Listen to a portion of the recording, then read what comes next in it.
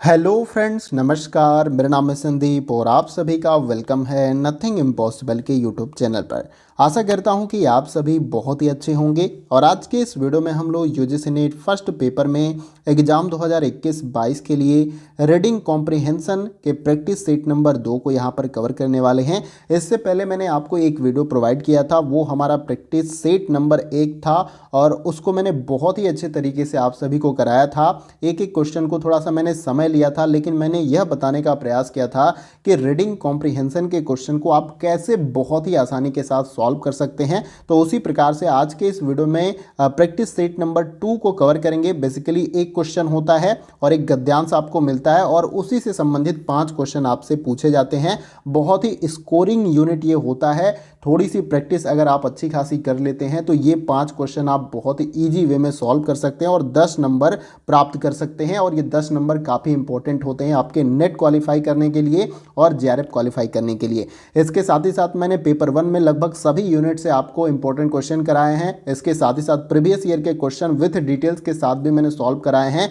तो ऐसा आप नहीं कह सकते कि मैं एक ही यूनिट का जो है यहाँ पर क्वेश्चन आपको करा रहा हूँ। मैक्सिमम जितने भी यूनिट आपके 10 यूनिट है सभी से मैंने क्वेश्चन आपको करा दिए हैं। और रीडिंग कॉम्प्रिहेंशन का आपका बचा हुआ था, तो इसके लिए भी मैं प्रयास कर रहा हूं। एक वीडियो आपको प्रोवाइड कर दिया हूं, ये आज सेकंड वीडियो है और इस पर एक दो वीडियो और मैं प्रोवाइड करूंगा। देखिए, इसमें आपको बेसिकली कॉन्सेप्ट समझना है कि किस तरीके से रीडिंग कॉम्प्रिहेंशन के क्वेश्चन को सॉल्व करते हैं। बस आप वो समझ जाओगे तो आपको करना क्या है, ज़्यादा से ज़्यादा प्रैक्टिस करना है और आप इस तरह के प्रश्नों को आसानी के साथ बना लोगे। तो आशा करता हूं इतना आपको क्लियर हुआ होगा। और चलिए वीडियो को स्टार्ट करते हैं और क्वेश्चन को देखते हैं। क्वेश्चन को आपको क्या करना है, अटेम्प्ट करना है, खुद से भी सॉल्व करने का प्रयास करना है और मैं बहुत ही इजी वे में आपको बताने का प्रयास करूंगा कि कैसे आप क्वेश्चन को सॉल्व कर सकते हैं। चलिए वीडियो को स्टार्ट करते हैं। देखिए, यहाँ पर आपको डिस्प्ले पे दिखाई दे रहा होगा, एक तरफ आपको ये गद्यांश दिख रहा होगा, बहुत बड़ा है। मैंने इसे छोटा करके जो है एक पूरे डिस्प्ले पे जो है दिखाने का प्रयास किया है और आपको बहुत छोटा छोटा टेक्स्ट यहाँ पर दिखाई दे रहा होगा। तो मैं आपसे हम्बली एक रिक्वेस्ट करता हूँ कि आप जब वीडियो देखिए तो अपने वीडियो की क्वालिटी जो है 720 पे अगर आप कर लेते हैं तो आपको ये गद्यांश के टेक्स्ट भी बहुत ही अच्छे तरीके से दिखाई देंगे। मैं इसको अलग अलग भी कर सकता हूं, लेकिन सारे गद्यांश को मैंने हर क्वेश्चन के सामने रखने का प्रयास किया ताकि आपको किसी भी प्रकार की असुविधा ना हो। और आप सभी को पता है कि यूजीसी नेट के एग्जाम में भी जब अगर आप बैठे होंगे तो वहां पर भी इस तरीके के क्वेश्चन जब दिए जाते हैं तो एक बार में डिस्प्ले पे आपको पूरा गद्यांश शो नहीं होता है, आपको स्क्रॉल डाउन करके नीचे से ऊपर देखना पड़ता है। लेकिन वैसी दिक्कत आपको नहीं होगी। यहाँ पर मैंने सारे गद्यांश को क्वेश्चन के सामने ही लिखने का प्रयास किया है और आपको बस इतना करना है कि 720 पिक्सल पे आपको करके वीडियो देखना है, आपको सारा कुछ अच्छे से दिखाई देगा। अब चलिए क्वेश्चन को सॉल्व करते हैं।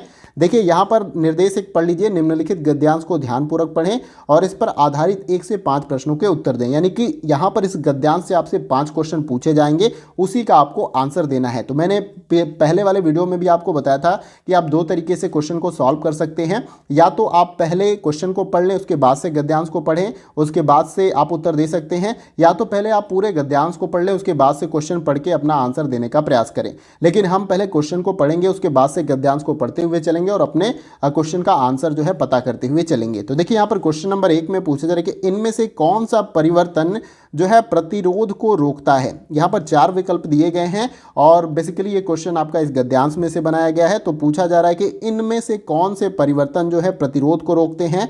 पहला है नेतृत्व व्यवहार का ज्ञान, बी है परिणाम पर प्रतिबंध को हटाना, इसके साथ साथ सी ऑप्शन है कर्मिक विवाद और डी ऑप्शन है गैर उत्पादक संगठन। तो सही आंसर तब मिलेगा आपको जब आप गद्यांश पढ़ेंगे। पहले हमने क्वेश्चन को पढ़ा तो आप गद्यांश को पढ़ते हैं। देखिए, इसमें बताया गया पहले कि मानव व्यवहार के बारे में अभी बहुत कुछ नहीं जाना गया है और अनुत्तरित प्रश्न बने हुए हैं और आगे अनुसंधान करना आवश्यक है। अभिप्रेरणा, नेतृत्व, व्यवहार और परिवर्तन के बारे में ज्ञान कई कारणों से प्रबंधकों के लिए मुख्य मुद्दा बना रहेगा और यह मानव संसाधनों के प्रभावी नेतृत्व में सुधार कर सकता है और यह परिवर्तन के प्रतिरोध को रोकने, निष्कर्ष और कर्मिक विवादों को रोकने में मदद कर सकता है और इससे संगठन प्रायः ज़्यादा उत्पादक बन सकता है। तो अब देखिए, यहाँ पर अगर आपने अच्छे से सुना होगा और खुद से भी वीडियो को पॉज करके आपने गद्यांश को पढ़ा होगा तो आपको आंसर अपने क्वेश्चन का बहुत ही आसानी के साथ मिल गया होगा। देखिए, आपको करना क्या है, यहाँ पर देखिए क्या दिया गया है आपको, नेतृत्व व्यवहार। अब देखिए यहाँ पर बोला क्या गया आपसे कि इनमें से कौन परिवर्तन के प्रतिरोध को रोक सकता है। तो यहाँ पर नेतृत्व व्यवहार जो है आपका परिवर्तन के बारे में ज्ञान के कई कारणों से जो है प्रबंधकों के लिए मुख्य मुद्दा बना रहेगा और यह मानव संसाधनों के प्रभावी नेतृत्व में सुधार कर सकता है और यह परिवर्तन जो है प्रतिरोध को रोकने, निष्कर्ष और कर्मिक विवादों को रोकने में मदद कर सकता है। तो यहाँ पर यही नहीं पूछा गया कि परिवर्तन के प्रतिरोध को कौन रोक सकता है, तो नेतृत्व व्यवहार का ज्ञान जो है यहाँ पर परिवर्तन के प्रतिरोध को रोक सकता है, ये आपको याद रखना है। तो यहाँ पर आपका आंसर मिल गया। बस ऐसे ही आपको सॉल्व करते हुए जाना है। अगर किसी क्वेश्चन का डायरेक्ट आंसर भी नहीं मिलेगा तो उसमें क्लू दिया रहता है, आप आसानी के साथ थोड़ा सा प्रैक्टिस करेंगे तो वो भी आपको समझ में आ गया होगा। तो आशा करता हूं कि इस क्वेश्चन का राइट आंसर आप सभी ने ऑप्शन नंबर ए बताया होगा। आइए अब अगला क्वेश्चन देखते हैं। इसमें देखिए यहाँ पर अगले क्वेश्चन में क्या पूछा जा रहा है। देखिए इसमें पूछा जा रहा है कि व्यवहारिक विज्ञान के सैद्धांतिक ढांचे को लागू करने के लिए इन चारों विकल्पों में से क्या करना होगा। पहला देखिए ऑप्शन दिया है कि अपने ज्ञान में परिवर्तन के लिए जो है मूल्य परिणाम क्या है। इसके साथ साथ दूसरा है दूसरे लोगों के साथ काम करते समय अपने व्यवहार में परिवर्तन करना। और सी दिया गया यहाँ पर कि मानव व्यवहार समझने योग्य न होना। और डी है मूल्य वर्धित ढांचे का उद्भव। अब इन चारों विकल्पों में से आपको राइट आंसर बताना है और आपका आंसर यहाँ पर गद्यांश में है। तो जब गद्यांश को पढ़ेंगे तभी आपको आंसर पता चलेगा।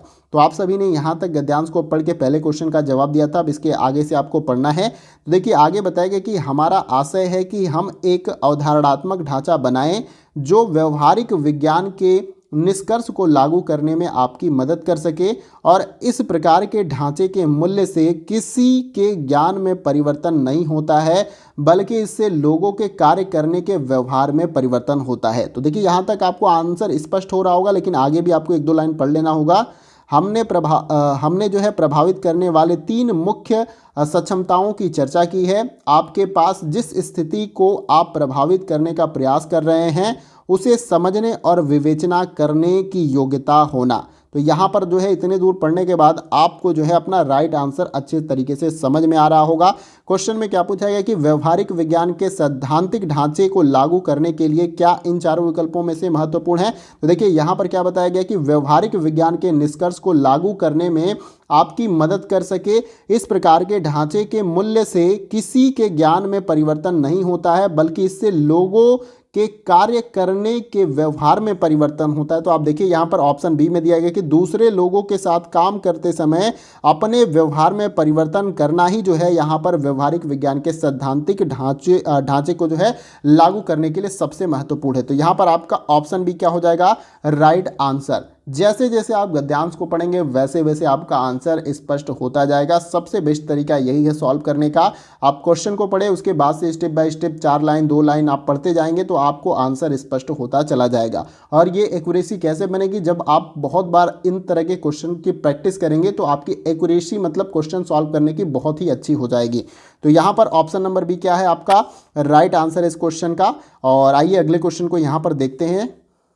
देखिए यहाँ पर अगला क्वेश्चन हमारा है क्वेश्चन नंबर 3 इस गद्यांश से। इसमें पूछा जा रहा है कि प्रत्येक मूल्य सक्षमता के लिए क्या आवश्यक है इन चारों विकल्पों में से।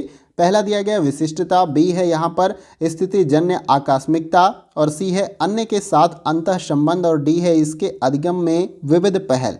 अब देखिए आप सभी ने यहाँ तक गद्यांश को पढ़ा होगा और मैंने भी पढ़ के क्वेश्चन को सॉल्व कराया। उसके बाद से आपको अपने गद्यांश को पढ़ना है, आपको इस क्वेश्चन का राइट आंसर मिल जाएगा। बस क्वेश्चन को जो है आपको ध्यान में रखना है, प्रत्येक मूल्य सक्षमता के लिए क्या आवश्यक है, तभी आप गद्यांश में से सही आंसर फाइंड कर पाएंगे।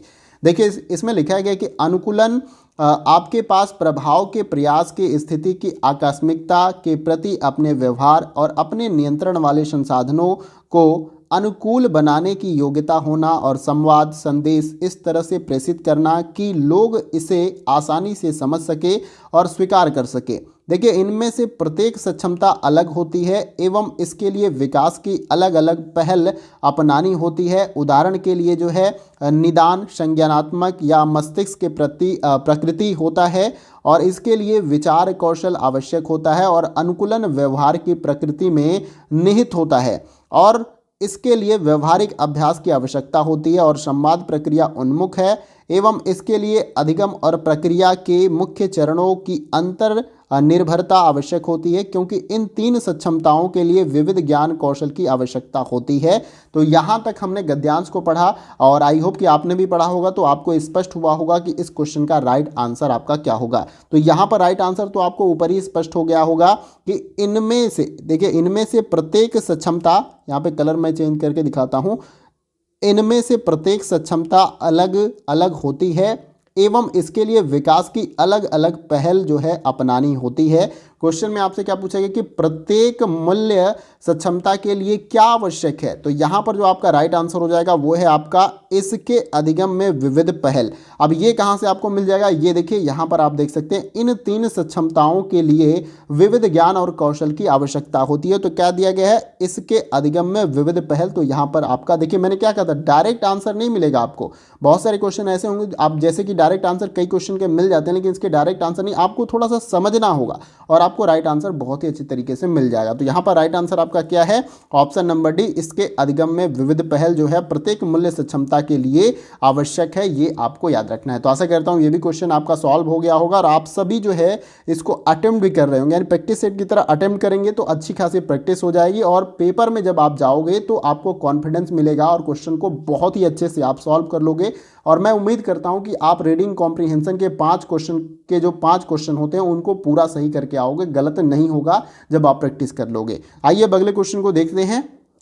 देखिए यहाँ पर क्वेश्चन नंबर आपका 4 है, इसमें पूछा जा रहा है कि व्यक्ति के व्यवहार में कौन सी बात परिवर्तन लाती है। तो यहाँ पर इन चारों विकल्पों में से आपको बताना है कि व्यक्ति के व्यवहार में कौन सी बात ऐसी है जो परिवर्तन ला सकती है। पहला है नेतृत्व शैली, बी है प्रबंधकों को स्थिति जन्य सहायता, और सी है संगठन में अन्य लोगों के साथ अधिगम परिणामों को साझा करना, और डी है जो सक्षमताओं को अलग अलग करना। अब राइट आंसर क्या है आपको कैसे पता चलेगा, जब आप गद्यांश को आगे पढ़ेंगे।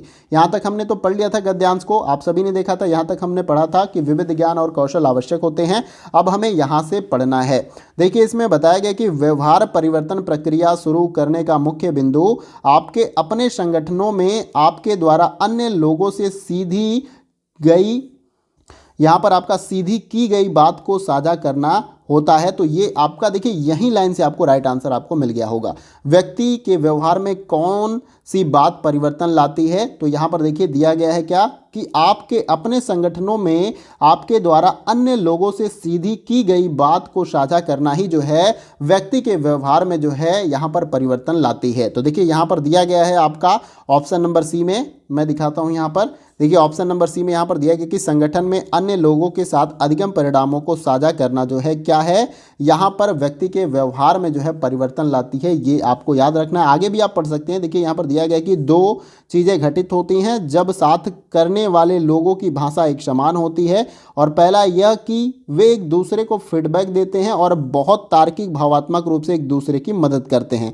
तो यहाँ से आपका आंसर देखिए क्लियर होगा कि संगठनों में अन्य लोगों के साथ अधिगम परिणामों को साझा करना, यानी कि जब आप किसी भी संगठन में रह रहे हैं तो आप अपने व्यवहार में किस बात से परिवर्तन ला सकते हैं, जब आप कुछ भी आपने सीखा तो उस अधिगम के परिणाम को आप संगठन के लोगों के साथ साझा करेंगे। यानी कि आप एक समूह में रह रहे हैं, 10-12 लोगों के आपके दोस्त की मंडली है, अगर आपको कोई अच्छी बात पता चली तो क्या आप उस बात को अपने तक ही सीमित रखोगे, अपने 2-4 जो दोस्त हैं आप उनको भी बताओगे। तो बेसिकली यहाँ पर यही बताया गया है। तो ये आपका क्या हो जाएगा, ये सबसे बेस्ट ऑप्शन है जो कि यहाँ पर दिया गया और ये आपका राइट आंसर हो जाएगा। और उम्मीद करता हूँ कि आप सभी ने भी जो है ऑप्शन सी राइट आंसर बताया होगा। आइए अब अगला क्वेश्चन देखते हैं। अब देखिए यहाँ पर हमारा क्वेश्चन नंबर 5 हो जाएगा। चूंकि गद्यांश से 5 क्वेश्चन पूछे जाते हैं तो यहाँ पर 5वां क्वेश्चन हमारा देखिए पूछा गया कि गद्यांश से क्या आशय निकलता है, उसके संदर्भ में यहाँ पर कुछ स्टेटमेंट्स दिए गए हैं और हर जो है रीडिंग कॉम्प्रिहेंशन के लास्ट वाले क्वेश्चन में आपसे पूरे गद्यांश का आशय पूछ लिया जाएगा, यानी गद्यांश का निष्कर्ष क्या है, गद्यांश का आशय क्या है, यानी पूरे गद्यांश में आपसे क्या बताया जा रहा है, किन बातों पर जोर दिया जा रहा है, इससे संबंधित आपके स्टेटमेंट्स दे दिए जाएंगे और आपको राइट आंसर बताना होता है। देखिए पहला स्टेटमेंट है कि संगठन में एक समान भाषा वाले लोगों से पक्षपात रहित फीडबैक मिलेगा। बी है यहाँ पर लोगों के व्यवहार में परिवर्तन होता रहता है, और सी है लोगों का व्यवहार नेतृत्व को प्रभावित करता है, और डी है यहाँ पर भावनाएं और मानव व्यवहार अलग अलग हैं और इनकी व्याख्या आसानी से की जा सकती है। अब देखिए सही विकल्प का चयन करना है, यानी कि एक से अधिक भी स्टेटमेंट सही हो सकते हैं। तो इन चारों में से राइट आंसर क्या है, यही आपको बताना है। तो देखिए बाकी के बचे जो गद्यांश है आपके यहाँ पर, उसको आपको अच्छे से पढ़ लेना है। हमने गद्यांश को कहाँ तक पढ़ा था, यहाँ तक पढ़ लिया था। उसके बाद से भी मैंने पढ़ के आपको बताया था कि दो चीज़ें घटित होती हैं जब साथ करने वाले लोगों की भाषा एक समान होती है। और पहला यह कि वे एक दूसरे को फीडबैक देते हैं और बहुत तार्किक भावात्मक रूप से एक दूसरे की मदद करते हैं, जिससे व्यवहार प्रभावित होता है। और दूसरा यह कि जब अनुसरण करने वाले महसूस करने लगते हैं कि उनके प्रबंधक स्थितिजन्य नेतृत्व का उपयोग कर रहे हैं, तब प्रबंधक नहीं बल्कि उनका व्यवहार निर्धारित करता है कि उनके साथ किस नेतृत्व शैली का उपयोग हो। अब देखिए यहाँ पर जो आपका राइट स्टेटमेंट जो हो जाएगा इन चारों में से, वो है आपका पहला, और उसके बाद से आपका यहाँ पर सी हो जाएगा। संगठन में एक समान भाषा वाले लोगों से पक्षपात रहित फीडबैक मिलेगा, जो कि यहाँ पर आप देख सकते हैं। मैंने बताया भी है, आपका पूरे गद्यांश में यहाँ पर दिया गया है कि पहला यह कि वे एक दूसरे को फीडबैक देते हैं, तो ये आपका हो गया। और सी है लोगों का व्यवहार नेतृत्व को प्रभावित करता है, जो कि यहाँ पर नीचे आप देख सकते हैं। यहाँ पर देख सकते हैं कि स्थितिजन्य नेतृत्व का उपयोग कर रहे हैं तथा प्रबंधक नहीं बल्कि उनका व्यवहार निर्धारित करता है कि उनके साथ किस नेतृत्व शैली का उपयोग हो। इसलिए यहाँ पर ऑप्शन सी हो जाएगा। और नीचे इन चारों विकल्पों में से आपका क्या हो जाएगा, यहाँ पर डी ऑप्शन राइट हो जाएगा, क्योंकि ए सी इसी में दिया गया है। तो आशा करता हूँ कि ये क्वेश्चन भी आपको क्लियर हो गया होगा। देखिए सिंपल सा मैं आपको बता दूँ कि रीडिंग कॉम्प्रीहेंशन जो होता है उसको आप जितना भी प्रैक्टिस करेंगे उतना ही ये आपका परफेक्ट होगा, क्योंकि ये सॉल्व करते हैं क्वेश्चन तभी आपके माइंड में जो है समझ में आता है कि किस तरीके से जो है गद्यांश में क्वेश्चन के आंसर हमें देने होते हैं। क्योंकि इसमें किसी भी फार्मूले का तो कोई रोल है नहीं कि यहाँ पर ए प्लस बी का होल स्क्वायर याद रहेगा तो आपका काम हो जाएगा, या कोई भी कॉन्सेप्ट का फार्मूला यहाँ पर नहीं है। फार्मूला एक ही है, जितना ज़्यादा से ज़्यादा आप रीडिंग कॉम्प्रीहेंशन की प्रैक्टिस करेंगे उतना ही आपकी एक्यूरेसी आएगी, और ये जो 5 क्वेश्चन आपके होते हैं वो एक भी गलत नहीं होंगे। प्रैक्टिस कर लीजिए। और एक बात बता देता हूँ कि प्रीवियस ईयर के जो रीडिंग कॉम्प्रीहेंशन के क्वेश्चन है उससे बेस्ट कुछ भी नहीं है, वहाँ से ही क्वेश्चन आपको देखने को मिल जाएंगे। थोड़े से कॉन्सेप्ट में बदलाव गद्यांश के देखने को मिलेंगे, लेकिन जब आप रीडिंग कॉम्प्रीहेंशन के प्रीवियस ईयर के क्वेश्चन पेपर को सॉल्व कर लेते हैं तो आपका रीडिंग कॉम्प्रीहेंशन का क्वेश्चन कभी गलत नहीं होगा। इसके साथ साथ डाटा इंटरप्रिटेशन का भी क्वेश्चन अगर आप प्रीवियस ईयर के सॉल्व कर लेते हैं तो एक भी क्वेश्चन डाटा इंटरप्रिटेशन का आपका गलत नहीं होगा आपके एग्जाम में। इसके साथ साथ जो मैथ वाला सेक्शन होता है, मैथ के कुछ क्वेश्चन होते हैं उसमें रीजनिंग के होते हैं और कथन निष्कर्ष के होते हैं। कुल मिला के 5 क्वेश्चन वो बनाए जाते हैं रीजनिंग, मैथ और कथन निष्कर्ष से। वो भी 5 क्वेश्चन आपके गलत नहीं होंगे अगर प्रीवियस ईयर के क्वेश्चन को सॉल्व कर लेंगे। तो प्रीवियस ईयर बहुत ही इंपॉर्टेंट होता है आपके एग्जाम को क्रैक करने के लिए। तो आप प्रीवियस ईयर के क्वेश्चन को जो है सॉल्व करिए, उससे काफ़ी मदद मिलेगी। और जो आपके आगामी यानी कि जो मार्च में 2022 मार्च में जो आपका एग्जाम होगा यूजीसी नेट का, उसके लिए भी मैं क्लास जल्दी ही स्टार्ट करूंगा। वो भी जो है आपके सारे कॉन्सेप्ट 10 यूनिट जो है पूरा मैं कंप्लीट कराने का प्रयास करूंगा। कॉन्सेप्ट सारे मिलेंगे, उसके बाद से ही मैं प्रैक्टिस सेट कराऊंगा और प्रीवियस ईयर के क्वेश्चन पहले आपको सारा मैं चैप्टर जो है टॉपिक वाइज जो है कवर कराने का प्रयास करूंगा। तो अगर आप नए हैं इस चैनल पर, चैनल के साथ जुड़ जाइए, क्योंकि आपको ही फायदा मिलने वाला है इस चैनल से। इस चैनल पे किसी भी प्रकार का चार्ज नहीं लिया जाता है, ज़्यादा से ज़्यादा बस उद्देश्य होता है कि आपकी ज़्यादा से ज़्यादा एग्जाम को क्रैक करने में हेल्प की जाए। तो उम्मीद करता हूं कि वीडियो का सेशन आप सभी को पसंद आया होगा और क्वेश्चन आपको समझ में नहीं आए होंगे या कुछ आपको गलत लग रहा होगा और किसी भी प्रकार का डाउट या क्वेरी आपके पास हो तो आप कमेंट बॉक्स में करिएगा। अगर आपको सॉल्यूशन न मिले तो आप कहिएगा मुझे। मैं जो भी बच्चे किसी भी प्रकार की प्रॉब्लम होती है, एडमिट कार्ड डाउनलोड नहीं होता तो भी मैं बताता हूं। बहुत सारे बच्चे एडमिट कार्ड डाउनलोड नहीं कर पा रहे थे, कोविड वाला इंस्ट्रक्शन उनके सामने तुरंत आ जा रहा। जैसे ही एप्लीकेशन नंबर डाला, उसके बाद से 1 टाइम पासवर्ड उन्होंने डाला, सबमिट किया, तो उसके बाद से कोविड का ही जो है ऊपर ऑप्शन खुल जाता है कि क्या आपको कफ है, खांसी है, इस तरीके से। तो आपको कुछ करना नहीं है, सब में नो नो कर देना है। उसके बाद से आगे सबमिट करेंगे तो आपका एडमिट कार्ड शो होने लगेगा और ऊपर ही एक सेक्शन मिलेगा डाउनलोड का। डाउनलोड पे क्लिक करेंगे तो आपका एडमिट कार्ड डाउनलोड हो जाएगा। कुछ भी नहीं करना, अगर नहीं होगा तो भी आप बताइएगा, मैं आपको सॉल्यूशन यहाँ पर देने का प्रयास करूंगा। तो उम्मीद करता हूँ वीडियो का सेशन पसंद आया होगा। पसंद आया तो लाइक करिएगा, आपके लाइक से बहुत सारा मोटिवेशन मिलता है और हमें लगता है कि आप हमारे जो भी वर्क यहाँ पर हो रहा है यानी जो भी वीडियो हम प्रोवाइड कर रहे हैं वो आपके लिए हेल्पफुल है, इसलिए आप लाइक कर रहे हैं फीडबैक के रूप में। और इसके साथ साथ लगता है कि इंपॉर्टेंट तो आप दूसरे दोस्तों को शेयर करें ताकि उनकी भी जो है यहाँ पर हेल्प हो सके। चैनल पर नए हैं तो चैनल को सब्सक्राइब करिए और उसके बाद से जो बगल में आपका बेल आइकन का इस प्रकार से बटन होता है उसको आप प्रेस कर लीजिए न्यू वीडियो की नोटिफिकेशन के अपडेट को पाने के लिए। तो फ्रेंड्स आज के वीडियो में बस इतना ही, फिर मिलते हैं अगले वीडियो में कुछ और महत्वपूर्ण प्रश्नों के साथ। तब तक के लिए जय हिंद, जय भारत।